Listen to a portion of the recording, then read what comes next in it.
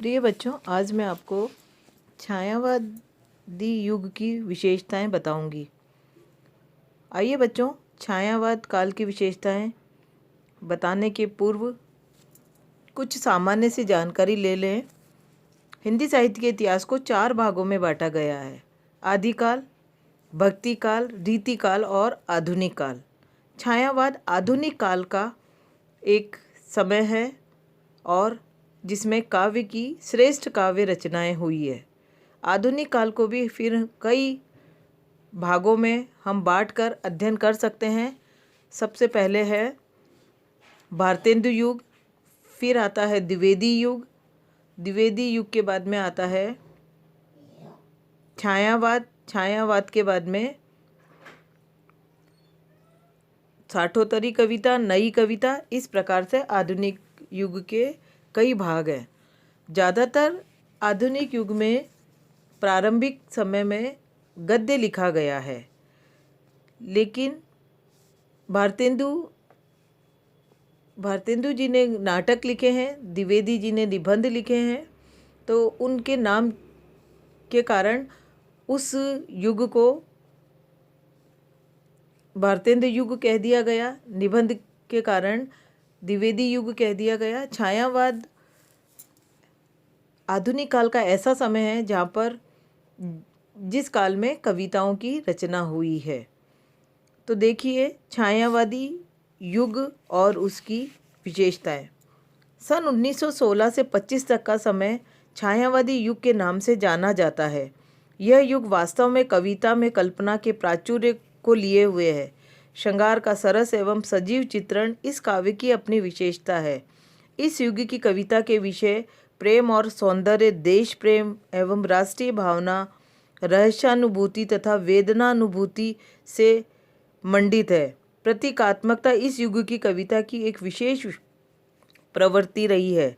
मुकुटधर पांडे, राम कृष्ण दास और प्रसाद की प्रारंभिक कृतियों में छायावाद का प्रारंभ पहले ही हुआ है, लेकिन 1925 से 1930 तक का समय छायावादी काव्य का उत्कर्ष काल माना जाता है।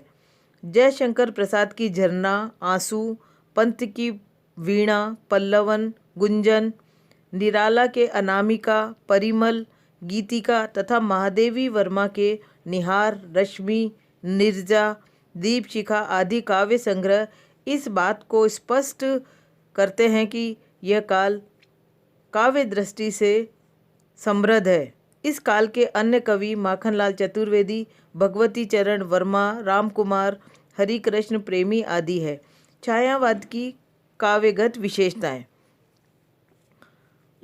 सर्वप्रथम है छायावादी काव्य व्यक्तिवादी है। वर्णन देखिए, प्रत्येक छायावादी कवि के काव्य में उसका व्यक्तित्व अलग से मुखरित होता हुआ दिखाई देता है। इन कवियों में जो कुछ भी अनुभव किया है स्वयं ने, उसकी इन्होंने स्वच्छंद अभिव्यक्ति की है।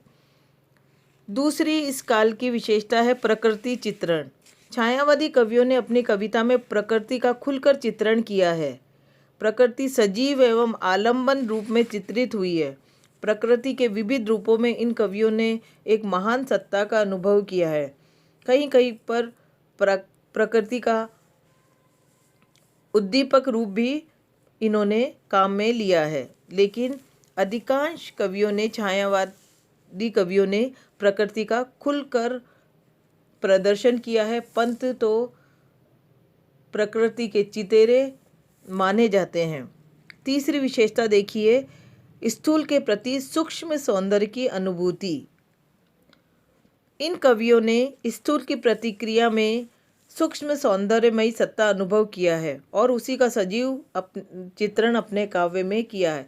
स्थूल का मतलब बच्चों, जो कुछ हमें दिखाई दे रहा है, चाहे वह प्रकृति हो, चाहे भौतिक वस्तु हो, चाहे मनुष्य हो, उन सब में इन छायावादी कवियों ने ईश्वरीय शक्ति का अनुभव किया है, एहसास किया है। और इसीलिए इस काल के समस्त कवियों ने प्राणी मात्र, वस्तु मात्र को अपने काव्य में महत्ता दी है, क्योंकि उसमें ईश्वर का निवास है, परमात्मा का अंश है।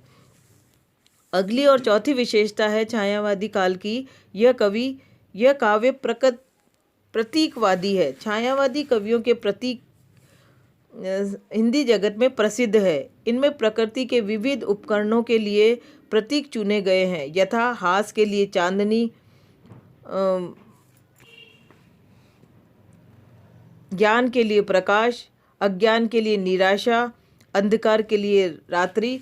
इस तरह से प्रतीकवादी भाषा का ज़्यादा उपयोग किया। यद्यपि आधुनिक काल या छायावादी काल के पहले भी रीतिकाल, भक्ति काल के कई कवियों ने इस प्रतीकवादी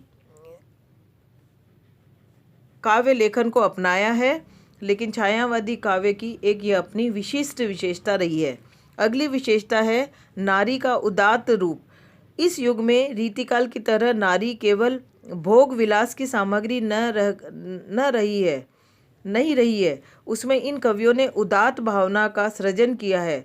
प्रसाद ने तो नारी के इस उदात्त रूप का चित्रण करते हुए कहा है, नारी तुम केवल श्रद्धा हो, विश्वास रजत नग पग तल में, पीयूष श्रोत्र सी बहा करो जीवन के इस मरुथल में। इतना ही नहीं, वह प्रेरणादायक, जीवनदायिनी एवं सच्ची सहचरी के रूप में भी नारी को मानते हैं। अगली छायावादी काव्य की विशेषता रहस्यवाद की विवृत्ति। छायावाद कवियों ने परम सत्ता के दर्शन प्रकृति के विभिन्न उपादानों में किए हैं। फलतः उनके प्रकृति चित्रण में रहस्य की विवृत्ति स्वाभाविक रूप से आ गई है। प्रसाद ने स्थान स्थान पर इस रहस्यवाद के दर्शन कराए हैं। हे अनंत रमणी कौन तुम, यह मैं कैसे कह सकता, कैसे हो, क्यों हो, इसका तो भार विचार न सह सकता। अगली विशेषता देखिए छायावादी काव्य की, वेदना और करुणा की प्रधानता। वेदना और करुणा की भावना इस साहित्य में विशेष रूप से दृष्टिगोचर होती है। प्रसाद की आंसू तथा महादेवी वर्मा के प्रायः समस्त काव्य में यह प्रवृत्ति विशेष रूप से दिखाई देती है। तुमको पीड़ा में ढूंढा है, तुमको पीड़ा से ढूंढूंगी। यह पंक्तियाँ छायावादी काव्य की वेदना को दर्शाती है। पलायन की प्रवृत्ति अगली विशेषता। छायावादी कवि संसार के दुखों एवं क्लेशों से घबराकर किसी काल्पनिक लोक में विचरण करना चाहते हैं, अतः उनके काव्य में इसी कारण पलायन की प्रवृत्ति आ गई है। ले चल मुझे भुलावा देकर मेरे नाविक धीरे धीरे।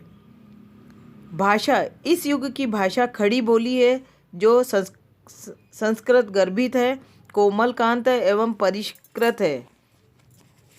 अगली विशेषता देखिए नवीन छंदों का एवं अलंकारों का प्रयोग। छायावादी कवियों ने रीतिकालीन और भक्तिकालीन छंदों जैसे दोहा, चौपाई, सोरठा, कुंडलियाँ, छप्पे, कवित, इन सब का प्रयोग न करके छंद उन्मुक्त रचनाओं का प्रयोग किया है और नवीन छंदों का प्रयोग किया है, जो छायावाद की अपनी विशेषता है और उसके अपने स्वयं के गुण है। इस प्रकार छायावादी कविता में हमने निम्नलिखित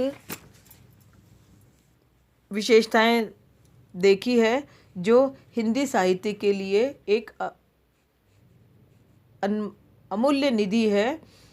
छायावादी कवियों में मुख्यतः 4 कवि आते हैं, जयशंकर प्रसाद, महादेवी वर्मा, सूर्यकांत त्रिपाठी निराला और सुमित्रा नंदन पंत। बच्चों, इन चारों कवियों के नाम को याद करने के लिए एक शब्द आप प्रसुमन शब्द याद कर लीजिए। प्रसुमन काल भी कह सकते हैं इस काल को। प्र का मतलब प्रसाद, सु से आता सुमित्रा नंदन पंत, म से महादेवी वर्मा और न से निराला।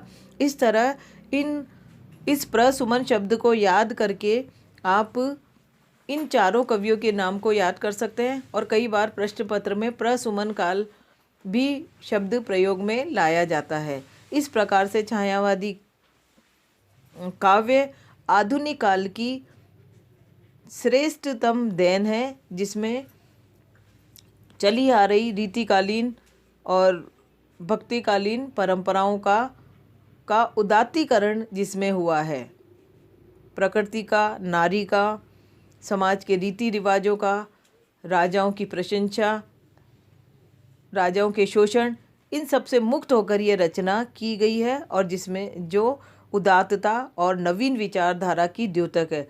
छायावाद युग से के बाद ही प्रगति काल शुरू होता है, तो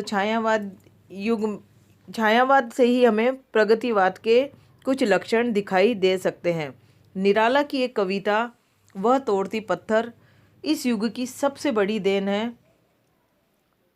भीषण जून की गर्मी में जब लोग अपने घरों में रहती है, एक अर्धनग्न अवस्था में एक मजदूर स्त्री अपने बच्चे को अर्धनग्न होकर पत्थर तोड़ रही है, यह समाज की विषमताओं का, आर्थिक विषमताओं का बहुत बड़ा द्योतक है। इस प्रकार से छायावादी कवियों ने उन्मुक्त रहकर अपनी विचारधारा को कविताओं के माध्यम से